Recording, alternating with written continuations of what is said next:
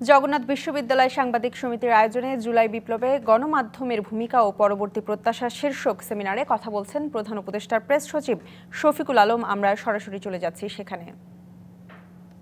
ওইখানে গেছে, অনেকে কলেরায় মারা গেছেন, অনেকে না খেয়ে মারা গেছেন, কিন্তু আপনার কি স্মরণে পড়ে এটা নিয়ে খুব ব্রিলিয়ান্ট কোনো জার্নালিজম আপনার বাংলাদেশি রাইটারের পড়েছেন? এখানে কেউ আছেন? নাই।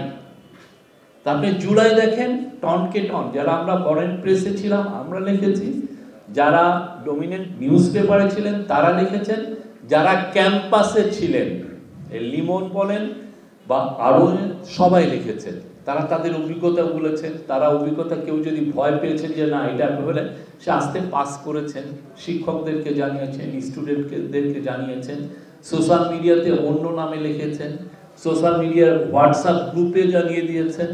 ফলে কি এই স্টোরিগুলো কি পুরো এসে গেছে, কে কিভাবে মারা, পাইয়াসকে কেমনে খুন করলো, ইয়ের যে ফার্স্ট যে ছবি ভিডিওটা আবু সাইদের, সেটাও তো একটা সিটিজেন জার্নালিস্টে দিয়ে দিয়েছেন।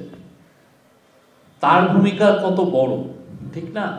চিন্তাই করা যায় না। ওইটা ভিডিও দেখে পুরো দেশ কাঁদতেছে, পুরো দেশ জেগে উঠেছে।